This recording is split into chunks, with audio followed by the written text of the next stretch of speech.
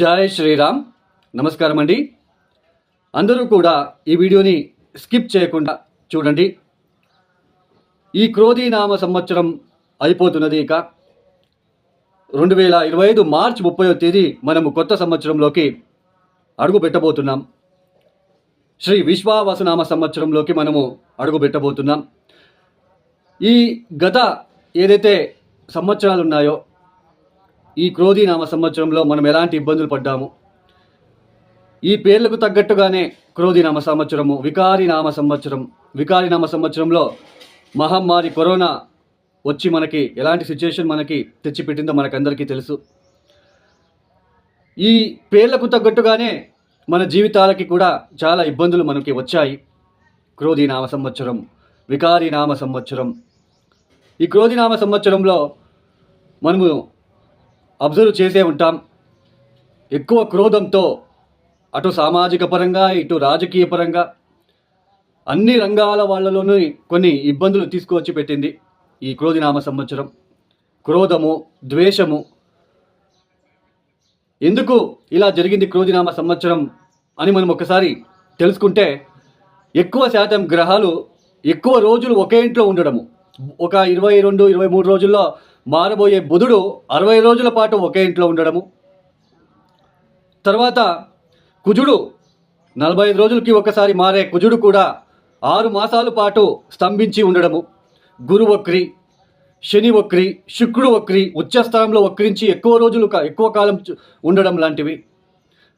So ఇవన్నీ కూడా వక్రగతి పొందిన గ్రహాలు మనకి ముందుకు వెళ్ళడానికి వదలకుండా వెనక్కి వెళ్ళడము, ఎక్కువ ఇబ్బందులు మనము పడి ఉన్నాం.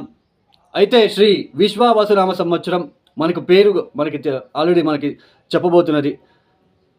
ప్రజల్లో ఒక విశ్వాసంతో, ఒక శాంతి సౌహార్దంతో అందరూ కలిసిమెలిసి వెళ్తారు ఈ సంవత్సరం అనే ఒక హోప్ అయితే నాకు ఉన్నది. అటు రాజకీయ పరంగా కావచ్చు, సామాజిక పరంగా కావచ్చు,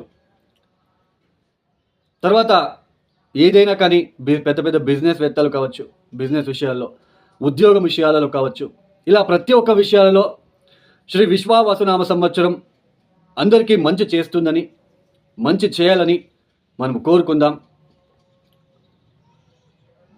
అయితే ఈ ఒక ఏదైతే శ్రీ విశ్వావసునామ సంవత్సరంలో 12 రాశుల వాళ్ళకి ఎలాంటి ఫలితాలు రాబోతున్నాయో తెలుసుకుందాం. దానికన్నా ముందు ఒక 2-3 నిమిషాల పాటు మీకు కొన్ని లాజిక్గా కొన్ని విషయాలని మీకు చెప్పబోతున్నాను.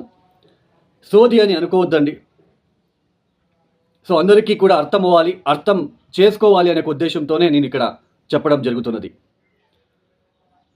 ఈ గ్రహ సంచారం ఈ సంవత్సరం కనుక చూసుకున్నట్లయితే మార్చ్ 29వ తేదీ నుంచి శని గ్రహ మార్పు అనేది జరగబోతున్నది. శని కుంభరాశిని వదిలి మీనరాశికి వెళ్ళి సంచారాన్ని ప్రారంభం చేస్తున్నారు.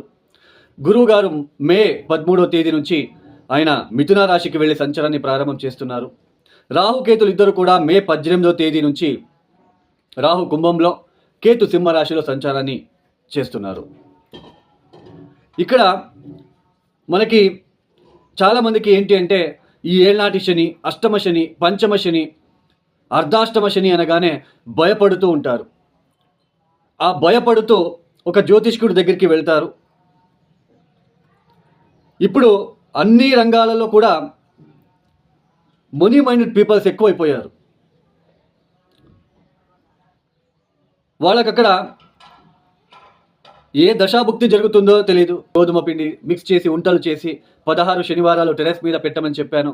తర్వాత తిరువనెల్లూరు క్షేత్రానికి ఒకసారి వెళ్ళి రండి. ఫిబ్రవరి, మార్చ్, ఏప్రిల్, మే, జూన్, జూలై ఈ టైంలో మీకు ఎప్పుడైతే అప్పుడు ఒకసారి వెళ్ళి ఆయన్ని చూసుకొని దర్శనం చేసుకొని రండి. అంతే తప్ప ఈ ఏళ్నాటి శని, పంచమ శని, అష్టమ శని వచ్చినప్పుడు నేను చెప్పేది ఏంటి అంటే, శని మంత్రం చదువుకోవద్దు.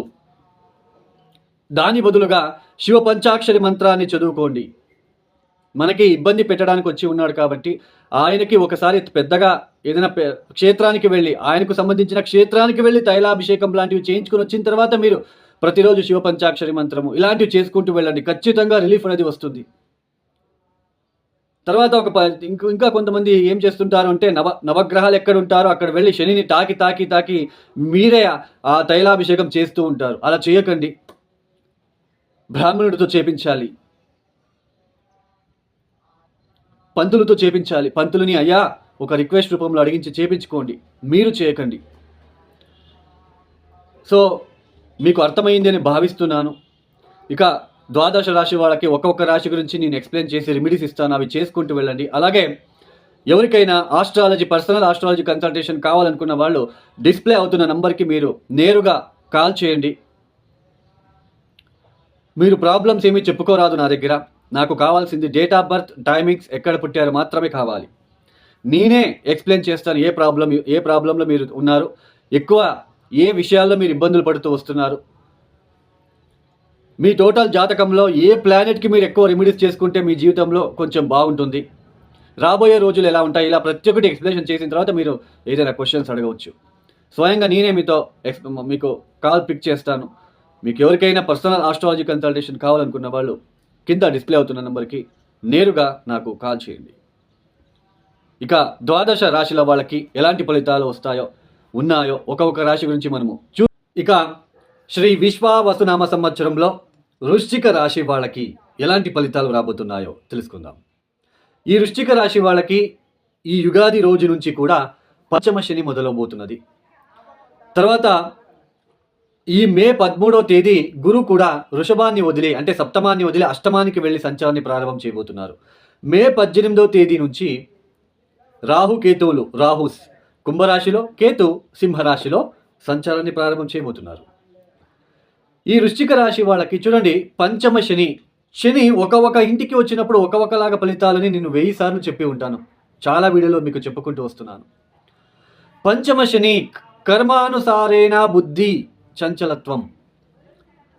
చూడండి ఎలాంటి ఇప్పుడు ఈ సమయంలో ఇన్వెస్ట్మెంట్ చేసే విషయంలో జాగ్రత్త. ఎవరో ఒకరు వస్తారు, రే బాబు ఇలాంటి పెట్టుబడి పెడితే నీకు డబల్ ప్రాఫిట్ వస్తుంది అని, లేదా ఫోన్లో ఒక స్కామ్ వస్తుంది, దీన్ని ప్రెస్ చేయండి మీరు ఏదో లాటరీ వచ్చింది అన్నట్టుగా ఇలాంటివి వస్తూ ఉంటాయి. ఇలాంటి విషయాల్లో మీరు నష్టపోవడానికి ఛాన్సెస్ ఉంటుంది. ఈ శని అంటే వృత్తికారకుడు, అంటే జాబ్కి కారకుడు శని. పంచమానికి వచ్చినప్పుడు ఎలాంటి ఆలోచన ఇస్తాడు అంటే,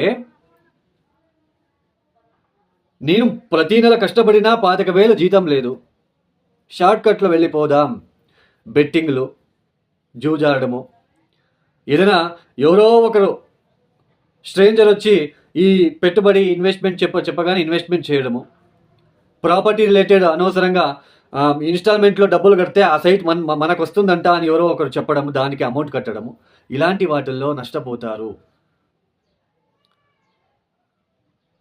ఎంత కష్టపడినా నెలకి ఇంతే కదా జీతము, షార్ట్కట్లో ఈజీగా మనీ సంపాదన చేయాలి అని ఒక థాట్ వస్తుంది. ఆ థాట్ తెప్పిస్తాడు శనిదేవుడు. అష్టకవర్గ బిందులు చాలా ఇంపార్టెంట్. మీ పంచమ స్థానంలో అంటే మీనరాశిలో శనికి శత్రుగ్రహాలు ఏమైనా ఉన్నాయో చూసుకోండి. సూర్యుడో, కేతులో లేదా కుజుడు లాంటి గ్రహాలు ఉన్నప్పుడు మరిన్ని ఇబ్బందులు, సంతాన రీత్యా ఇబ్బందులు, స్టమక్ రిలేటెడ్, గ్యాస్ట్రిక్ రిలేటెడ్, బుద్ధి చంచలత్వం ఏర్పడుతూ ఉంటుంది.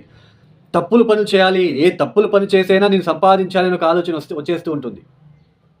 బట్ మీనరాశిలో ఏ గ్రహము లేదు, అష్టకవర్గ బిందులు కూడా ఒక 4-5 ఇచ్చాడు అంటే సేఫ్ సైడ్లో ఉంటాడు, సేఫ్ సైడ్లో మిమ్మల్ని ఉంచుతాడు.